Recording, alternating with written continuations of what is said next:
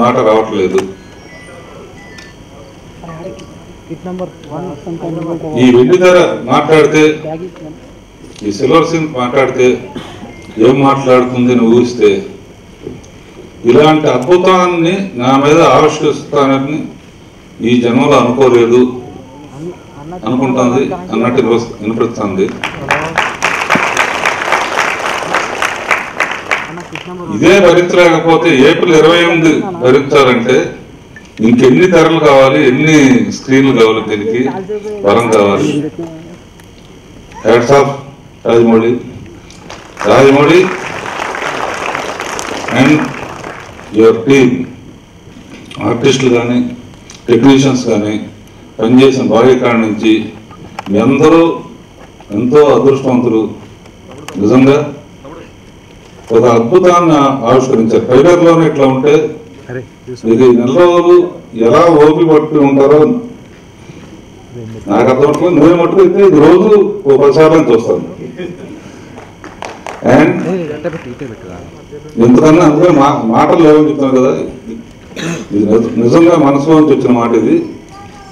ఇది మా అల్లుళ్ళు ప్రొడ్యూస్ చేసిన రాజమౌళి, మేమందరం ఒక కుటుంబం. అండ్ దృశ్యం ఎంత అద్భుతంగా ఉందో, శబ్దం ఇంకా చెప్పడానికి వీల్లేదు, మా Keeravani. And we'll all wait for the great and grand world release. All the best.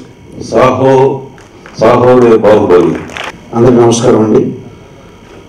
Cinema release అవ్వడం అనేది వాన పడడం లాంటిది అయితే, ట్రైలర్ అనేది ఉరుము లాంటిది. ఉరుము న్యాచురల్గానే గంభీరంగా ఉంటుంది, చాలా ఆనందంగా ఉంది ఉరుము గంభీరం ఉన్నందుకు. బట్ నాలాంటి వాళ్ళకి మాత్రం పనిచేసే వాళ్ళకి వానలో తడిసినప్పుడు కానీ నిజమైన రిలీఫ్ రాదు. త్వరలో తడుస్తామని, ఆ వానలో మన అందరం కూడా తడిచి ఆనందిస్తామని ఆశిస్తున్నాం. Thank you. Good morning everyone అండి. It's the last 5 years. It's been a long journey and this is the starting of for the conclusion. Telugu koncham. So I hope all of you like the trailer and hope that you'll enjoy the film also. Thank you. అంటే నేను చెప్పేవాడిని మీరు కదరా మేమే waiting cinema చేస్తా. ఇంక ఇలాంటి అద్భుతం చూసిన తర్వాత ఈ 1 month కూడా ఇంకొక మాకేదో గండం కింద గడుస్తుంది. You're also waiting sir. నమస్కారం అండి. ఇందాక రాజేంద్ర గారు నాకు నిజంగా మాట్లాడలేదు, ఎందుకంటే 5 ఏళ్ళు అంటే ఒక నటుడుగా నాకు 7 ఏళ్ళు అంతా 5 ఏళ్ళు ఇక్కడే అయిపోయింది. మా ఇష్మతి లాంటి మా గొప్ప సామ్రాజ్యాన్ని మీరు ఏప్రిల్లో చూడబోతున్నారు. Please, I hope all of you enjoy your selves, enjoy and experience this great kingdom like we all did, and thank you sir for making me part of your vision. Thank you very much. Trailer ఇలా ఉంటే picture ఎలా ఉంటుందో ఊహించుకోండి. And మీ ఊళ్ళకు అందనంత వరకు లెవెల్కి తీసుకెళ్ళాలని మేము ప్రేమంతా ప్రయత్నించామండి. సో అది మీ ఊహించిన దానికంటే చాలా అద్భుతంగా ఉంటుందని అనుకుంటున్నాను. Thank you. Hi, good morning. Trailer చాలా ఎక్సైటింగ్ ఉంది. హోప్ అందరికీ నచ్చుతుంది అనుకుంటున్నాం. అండ్ థ్యాంక్ యూ రాజమౌళి గారు and team for making us part of it. 5 years ఉన్నందుకు ఇంత సెకండ్ కూడా ఇప్పుడు ఈ ట్రైలర్ చూడగానే మొత్తం బాధలన్నీ మర్చిపోయాం. So thanks Raj, thanks for the whole team. Thank you. At this moment,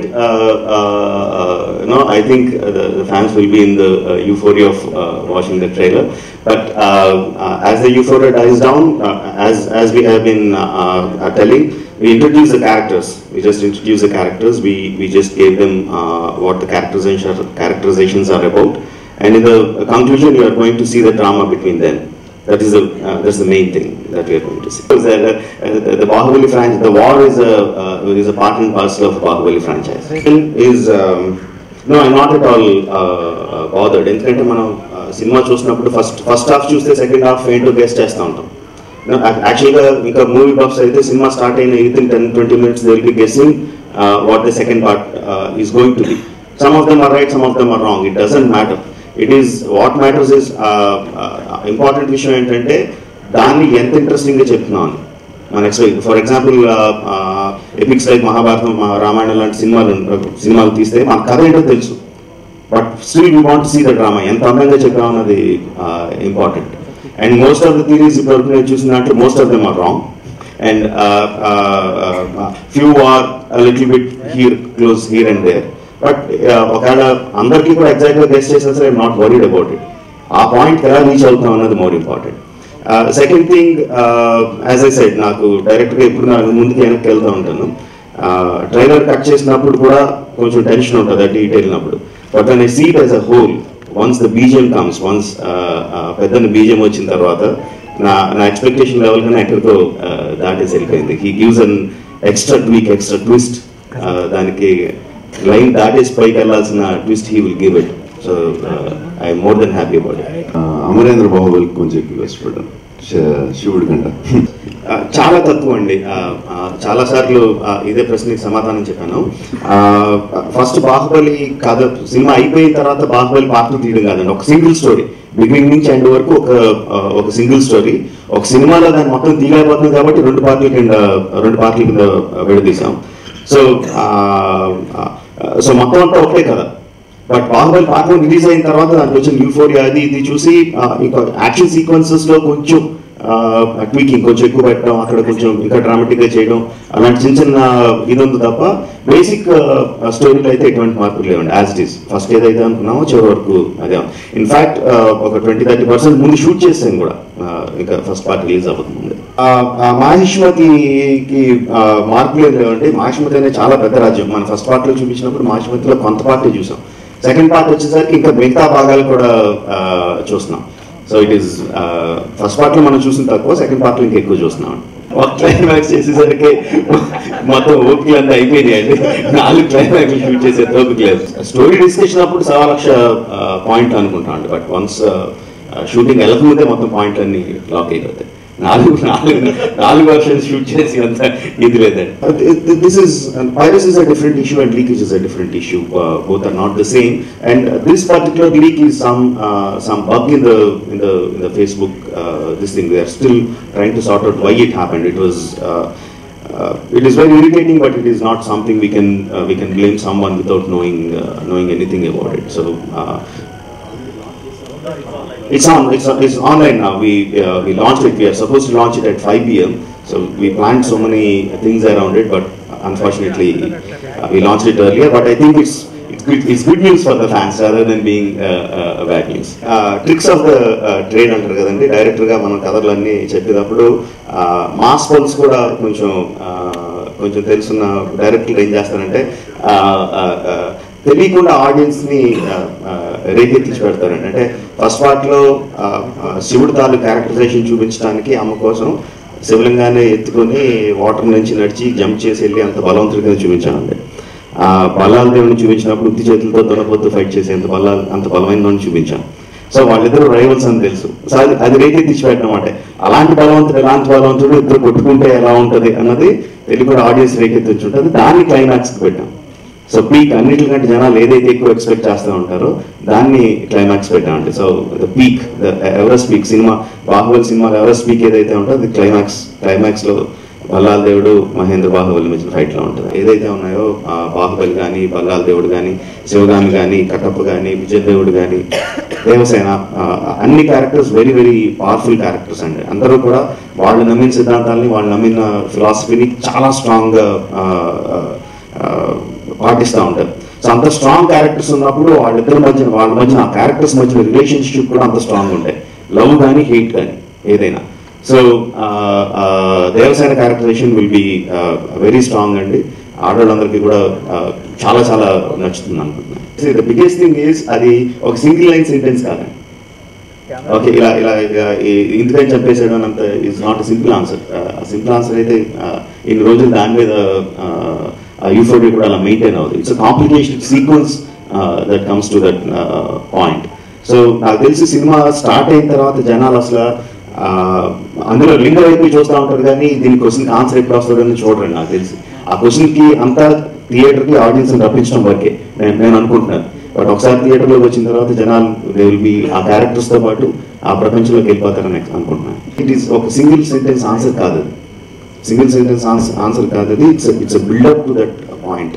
and ఆ పాయింట్ వచ్చిన తర్వాత ఆ నెక్స్ట్ స్టెప్ కోసం ఇంకా ఎక్కువ ఎదురు చూస్తూ ఉంటారండి. స్క్రీన్ ప్లేలో అలాగా రాయడం జరిగింది. Back and fourth is one thing, but as an emotion emotion వైజ్గా చూసుకుంటే ఆ పాయింట్ వచ్చే వరకు జనాలు చాలా ఎక్సైటెడ్గా చాలా ఇది బిల్డప్ అవుతూ ఉంటుంది. ఆ పాయింట్ నుంచి ఇంకొక 2 స్టెప్లు పైకి వెళ్తుందని అనే విధంగా స్క్రీన్ పై రాయడం జరిగింది. చాలా బ్యూటిఫుల్గా ఉంటుందండి. రాజమౌళి గారు మీ ఇద్దరం ఎప్పుడు మాట్లాడుకున్నాం, డార్లింగ్ మీరు అన్ని టాప్, ఇంకొంచెం రొమాన్స్ ఇంకొంచెం చేస్తే ఇంకా బాగుంటుందని ఒక 10 years మా ఇద్దరికి డిస్కషన్ ఉండేది. ఒక షార్ట్ తీసిరాయన, డార్లింగ్ మీకు అసలు ఫాల్స్ ఇది వీక్నెస్ ఇది ప్రాబ్లం అంటే లేదు, మీకు అన్నింటిలో మీరు టాప్ అనిపించి రాజమౌళి గారు ఒక 100 times చెప్పాను. ఒక షార్ట్ అలా తీశారు. అది ఐ థింక్ రాజమౌళికి అసలు ఏ వీక్ పాయింట్స్ ఏం లేవు. అది చూస్తే సాంగ్స్ తీసేవాళ్ళు నాకు అనిపిస్తుంది. సార్ క్లియర్ గా చూడండి ఆ ఫోటో, అది అమ్మాయి డాన్స్ చేస్తూ ఉంటుంది, నేను పని చేస్తూ ఉంటాను, చాలా సిన్సియర్ మనిషి. బాహుబలి సినిమా కదండి, పౌరాణికాలు కానీ జానపదాలు కానీ హిస్టారికల్స్ కానీ చారిత్రాత్మక సినిమాలు కానీ చిన్నప్పటి నుంచి బాగా ఇష్టం. కథలు అంటే సినిమాలు కథలు అంటే బాగా ఇష్టం. ఆ కామిక్స్ అయినా ఆ నవల్స్ అయినా ఆ సినిమాలైనా చిన్నప్పటి నుంచి బాగా ఎక్కువ చూడటం. సో ఇన్స్పిరేషన్ అనేది ఒక సింగిల్ పాయింట్ కాదండి, చూసిన ప్రతి సినిమా కూడా ఇన్స్పిరేషనే. చాలా పెద్ద లెవెల్లో తీయాలని కోరిక అయితే ఉంది. బట్ ఫస్టే ఇలాంటి కథ చేస్తే ప్రొడ్యూసర్ బయటకు పోమంటారు కదండి. సో ముందు చిన్న సినిమాలు చేసుకుంటూ కొంచెం సక్సెస్ వచ్చిన తర్వాత, మార్కెట్లో వాల్యూ పెరిగిన తర్వాత, డిస్ట్రిబ్యూటర్స్కి ప్రొడ్యూసర్స్కి నమ్మకం వచ్చిన తర్వాత ఇలాంటిది అటెంప్ట్ చేశాను. సో నేననే కదా, నాకు తెలిసి భారతదేశంలో ఎవరైనా సరే ఏ కథ ఏ సినిమా తీసినా సరే ఇన్స్పిరేషన్ మహాభారతం రామాయణంలో ఉంటుందండి. అది లేకుండా ఇంపాసిబుల్, అసలు మన నరనరాల్లో నాకు ఎక్కేసింది అది. సో ఆ ఇన్స్పిరేషన్ అయితే 100% ఉంటుందండి. అసలు ఈ సినిమా రిలీజ్ అయిన తర్వాత సినిమా గురించి ఆలోచించుకోవడం అనుకుంటున్నాను. 2 నెలలు ఏదైనా హాలిడేకి వెళ్ళిపోయి ఏమి వర్లంచ్ అంతా మైండ్ లంచ్ అంతా తీసేసి అని అనుకుంటున్నాను అండి. బట్ ఎలాంటి సినిమాలో తీస్తానని తెలియదు కానీ నెక్స్ట్ సినిమాలో మాత్రం ఆ చెప్పడు కూర్చున్నాయండి ఒక ఆయన, కమల్ కన్నన్ అని చెప్పి, విజువల్ ఎఫెక్ట్స్ సూపర్వైజర్. ఆయనతో పని లేకుండా, విజువల్ ఎఫెక్ట్స్ తో పని లేకుండా సినిమా తీయాలని అనుకుంటున్నానండి. గొప్పగా రావడానికి కష్టపడ్డారని. యాక్చువల్గా సినిమానే కాదండి, ఎవరైనా ఒక మనిషి అయినా, ఒక సినిమా అయినా, ఒక ఈవెంట్ అయినా చాలా ఒక శిఖరం స్థాయికి వెళ్ళాలంటే దానికి అన్ని డిపార్ట్మెంట్స్ నుంచి ప్రోత్సాహం ఉంటే తప్ప, అందరూ ఇన్వాల్వ్ అయ్యి ఇది నాది అనుకుంటే తప్ప జరగదండి. బాహుబలి సినిమాకి పెద్ద అదృష్టం, యాక్టర్లు టెక్నీషియన్స్ అందరూ కూడా ఇది నా సినిమా, నా కెరియర్లో ఇది మైలురాయిగా నిలిచిపోయే సినిమా అని చెప్పి అందరూ దానికి అంత ఎఫర్ట్ పెట్టి చేయడం అనేది దట్స్ వన్ రీజన్. సో అన్ని ఎఫర్ట్స్ అన్ని ఇండస్ట్రీలో కానీ, బయట కానీ, మీడియాలో కానీ, మా టీంలో కానీ అందరూ కూడా ఈ సినిమా గొప్ప సినిమా, ఈ తెలుగు సినిమా ఎక్కడికో తీసుకెళ్తుంది అనే నమ్మకం ఆ దీవెనలో ఉండబట్టి నాకు తెలిసి బాహుబలి అనే ఫ్రాంచైజ్ అంత పైకి ఎదిగింది అనుకుంటున్నాను. ఈ సినిమాలో అంటే ఈ సినిమా చూసిన తర్వాత గ్యారంటీ ఎవరు పిల్లలండి, మళ్ళీ ఎక్కడ మళ్ళీ స్టార్ట్ చేస్తారు ఫస్ట్ నుంచి. Thank you. ఫస్ట్ పార్ట్ లో ఎమోషనల్ పార్ట్ కంపారిటివ్ గా విజువల్ వండర్ తో కంపారిజన్ చేసుకుంటే ఎమోషన్ పార్ట్ తక్కువ అండి, విజువల్ గ్రాండియర్ ఎక్కువ ఫస్ట్ పార్ట్ లో ఇన్ కంపారిజన్. సెకండ్ పార్ట్ లో 2 కూడా ఈక్వల్ గా ఉంటాయండి. ఎమోషన్ కానీ విజువల్ కానీ నువ్వు నేను అన్నట్టు పోటీ పడతాను. ఇంకా అందంగా చూపించాను.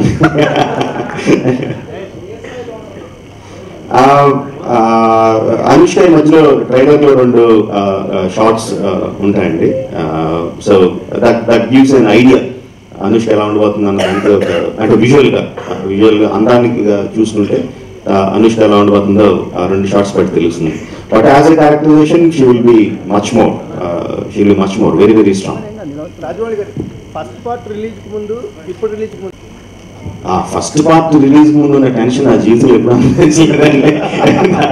దాన్ని అసలు అంటే కంపారిజన్ కూడా లేదు, లోయర్ కంపారిజన్ కూడా లేదు అప్పుడున్న tension. Because so much was at stake and we're experimenting so much. ఇంతకుముందు వెళ్ళని టెరిటరీస్ లోకి లైఫ్ జాకెట్ లేకుండా సముద్రంలో ఉరికేసినట్టు, పారాషూట్ లేకుండా ఆకాశం ప్లేన్ లో ఉరికేసినట్టు ఉరికేసాం. అప్పుడున్న టెన్షన్ ఇస్ చాలా చాలా హై అండి. అది జీవితంలో అంత టెన్షన్ అసలు సినిమాకనే కాదు దేనికి ఫీల్ అవ్వలేదు. సో ఈ సినిమాకి వచ్చేసరికి టెన్షన్ పార్ట్ చాలా తక్కువ అండి. జనరల్ గా ఏ సినిమా రిలీజ్ అయినప్పుడైనా అందులో పనిచేసినప్పుడు కొంచెం టెన్షన్ ఉంటుంది. ఆ టెన్షన్ తప్పితే మోర్ కాన్ఫిడెన్స్ లెవెల్స్ ఎక్కువ ఉన్నాయండి టెన్షన్.